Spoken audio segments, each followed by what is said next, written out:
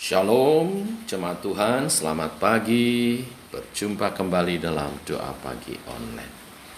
Mari hari Kamis ini kita datang pada Tuhan, mengenang karya Tuhan, mati bagi kita menebus segala dosa-dosa kita, dan belajar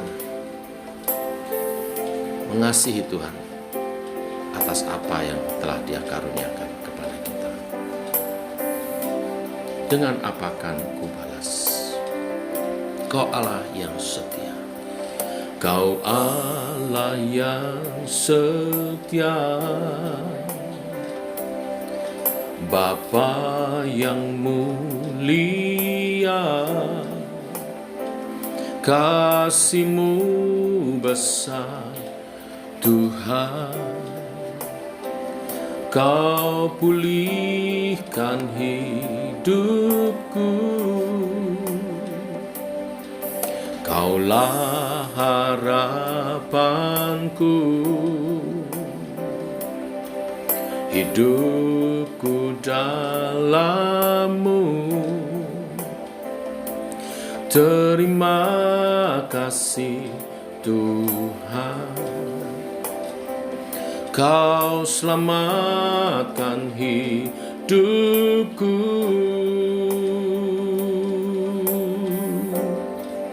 Dengan apa kan ku balas segala kebaikan-Mu? Segenap hatiku menyembah-Mu Yesus, ku bersyukur pada-Mu selamanya. Oh, selamanya.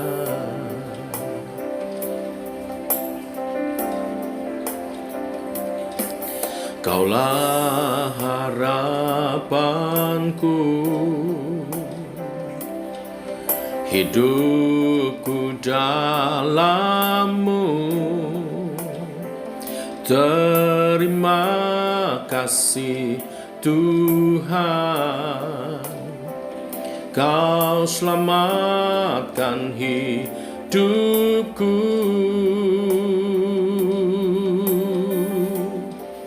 Dengan apa kan ku balas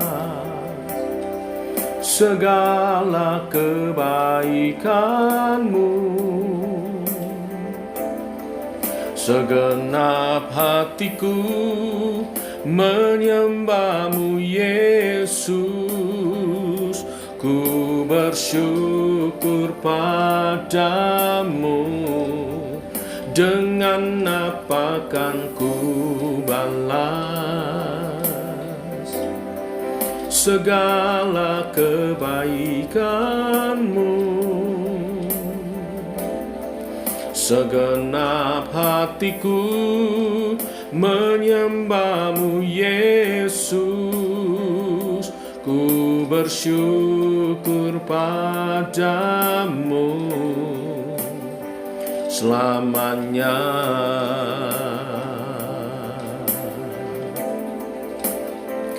Ku bersyukur pada-Mu selamanya. Oh, ku bersyukur pada-Mu selamanya, selamanya, selamanya.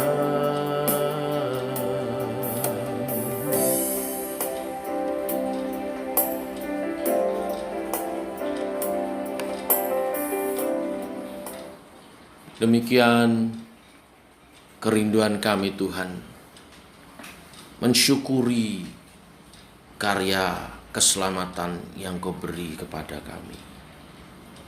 Ajar kami setia, melayani Engkau, mengikut Engkau, menyembah-Mu seumur hidup kami.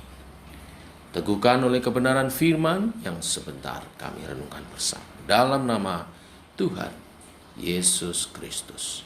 Amin. Bapak Ibu, firman Tuhan pada pagi hari ini saya melanjutkan dalam Matius pasal 16. Kali ini ayat 21 sampai ayatnya yang ke-28. Judul perikop, pemberitahuan pertama tentang penderitaan Yesus dan syarat-syarat mengikut Dia. Demikian firman Tuhan.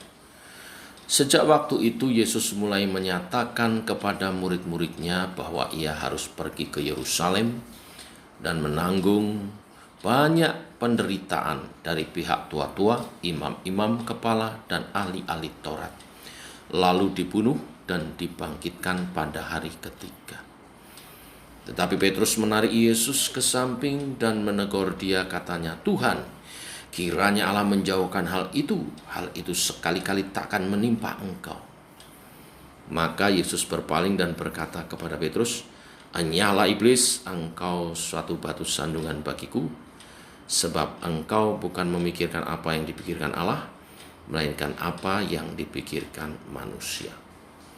Lalu Yesus berkata kepada murid-muridnya, "Setiap orang yang mau mengikut aku, ia harus menyangkal dirinya, memikul salibnya, dan mengikut aku. Karena barang siapa mau menyelamatkan nyawanya, ia akan kehilangan nyawanya. Tetapi barang siapa kehilangan nyawanya karena aku, ia akan memperolehnya. Apa gunanya seorang memperoleh seluruh dunia tetapi kehilangan nyawanya? Dan apakah yang dapat diberikannya sebagai ganti nyawanya? Sebab anak manusia akan datang dalam kemuliaan Bapanya diiringi malaikat-malaikatnya. Pada waktu itu ia akan membalas setiap orang menurut perbuatannya. Aku berkata kepadamu, sesungguhnya di antara orang yang hadir di sini ada yang tidak akan mati sebelum mereka melihat Anak Manusia datang sebagai Raja dalam kerajaannya." Amin. Bapak Ibu, setelah pengakuan Petrus tentang siapakah Yesus bagi murid-murid, yaitu Mesias, Anak Allah yang hidup, maka Yesus merasa perlu untuk melanjutkan mengajar tentang hal Mesias itu. Ia mengatakan bahwa Mesias itu harus menderita dan mati. Hal ini membuat reaksi dan kaget murid-murid, terutama Petrus. Doktrin bahwa Mesias harus menderita dan mati sebetulnya sudah ada dalam Perjanjian Lama. Tertulis dalam Yesaya pasal 53 ayat 4-10, juga dalam kitab Daniel 9 ayat 26. Tetapi perlahan-lahan doktrin ini menghilang dari antara orang-orang Yahudi, dan karena mereka percaya bahwa Mesias yang akan datang sebagai Raja dunia yang akan menaklukkan pemerintahan Romawi secara politik. Apa yang Yesus ajarkan dalam ayat 21 ini kontras sekali dengan konsep kepercayaan murid-murid yang memang sudah berbaur dengan orang secara umum. Murid-murid perlu tahu bahwa bagi Yesus jalan menuju kemenangan atau kemuliaan adalah melalui salib. Ini juga yang akan berlaku untuk mereka sebagai pengikut Kristus. Hal ini diberitakan supaya pada waktu penderitaan itu datang, mereka siap menghadapinya. Dan sebetulnya di ayat 21 bila dibaca sampai keseluruhan, ya, ada penghiburan, yaitu setelah mati Yesus akan bangkit. Ini juga berlaku bagi pengikut Yesus. Setelah salib dan penderitaan akan ada kemenangan dan kemuliaan. Tetapi mungkin karena murid-murid syok tidak memperhatikan bagian belakangnya itu. Petrus yang sangat sekali bersemangat, tetapi karena pengertiannya salah, membuat semuanya menjadi salah, dan Yesus menegur dia. Yesus menyebut dia iblis dan juga batu sandungan. Mengapa? Karena yang dikatakan Petrus atau yang diusahakan Petrus itu sama dengan hendak menghalangi Yesus untuk melakukan misinya. Ini bukan berarti Petrus dirasuk setan, tetapi pikiran-pikirannya sama dengan setan yang menggoda supaya Yesus mendapat mahkota tanpa melalui salib. Demikian juga setiap orang percaya sebagai pengikut Kristus. Di ayat 24 dikatakan bahwa setiap orang yang mau mengikut aku, ia harus menyangkal dirinya, memikul salibnya, dan mengikut aku. Ini artinya setiap Kristen sejati harus mengalami hal ini, menyangkal diri dan memikul salib. Menyangkal diri berarti hidup tidak untuk diri sendiri atau tidak demi kesenangan sendiri, tetapi hidup bagi Tuhan atau mencari hal-hal yang menyenangkan hati Tuhan. Dan memikul salib berarti siap menderita demi Tuhan Yesus, bahkan sampai kepada menyerahkan nyawanya. Tuhan Yesus menghendaki orang yang berani kehilangan nyawanya karena dia, demi dia.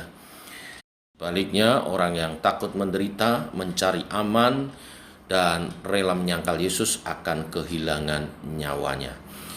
Tetapi kita yang rela menderita karena Kristus, bahkan berani mati bagi dia, justru akan memperoleh hidup yang kekal. Tuhan memberkati. Demikian firman Tuhan hari ini. Mari kita berdoa.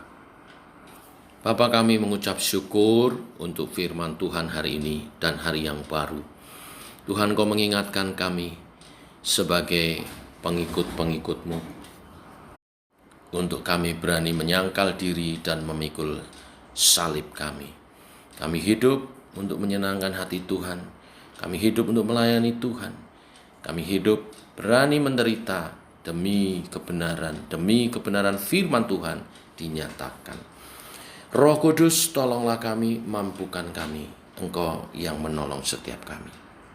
Bapa, kesempatan yang baik kami bawa bangsa dan negara kami Indonesia. Kami terus berdoa supaya banyak rakyat Indonesia menerima Injil keselamatan dari Tuhan. Oleh sebab itu, utuslah kami Tuhan. Pakailah kami, perlengkapi setiap umat Tuhan melalui gereja-Mu, melalui hamba-hamba Tuhan dan majelis yang merencanakan program-program gereja, melatih setiap umat Tuhan memberitakan firman Tuhan, memberitakan Injil keselamatan, menjadi saksi sehingga banyak orang boleh mengenal Yesus sebagai Tuhan dan Juru Selamat dan menerimanya dan diselamatkan. Karena hanya mereka yang telah bertobat dan diselamatkan akan membawa dampak yang baik bagi negara kami Indonesia.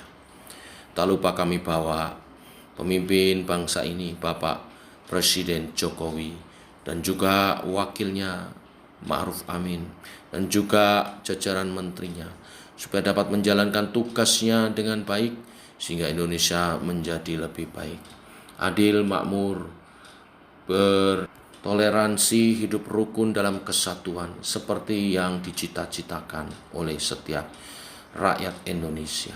Kami juga berdoa untuk Polri dan juga TNI dapat menjaga keamanan, ketentraman, ketertiban Indonesia ini, sehingga hukum ditegakkan dan semua berjalan lebih baik lagi. Kami berdoa memberkati Indonesia, kami berdoa memberkati tanahnya sehingga dapat menabur para petani dan menuai beriklim yang baik, sehingga ada hasil dari tanah pertanian di Indonesia, juga peternakan dan juga perikanan di laut.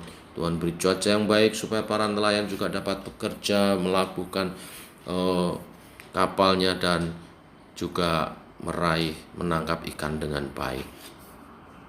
Berdoa supaya perdagangan juga berjalan dengan baik. Secara khusus berdoa untuk penanggulangan COVID-19 sampai sekarang yang masih belum tuntas. Tuhan beri hikmat, beri pertolongan Tuhan supaya pemerintah dapat bekerja sama dengan rakyat Indonesia, sehingga dampak-dampak dari COVID-19 ini dapat teralokasi dan makin sedikit.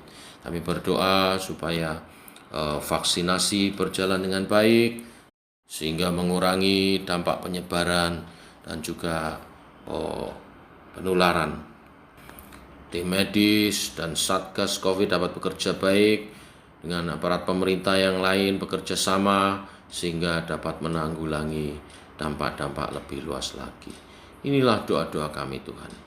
Di dalam nama Tuhan Yesus kami berdoa, kami bersyukur. Amin. Demikian doa kita pagi ini saudara. Terus berdoa untuk kebaikan bangsa kita. Tuhan memberkati. Shalom.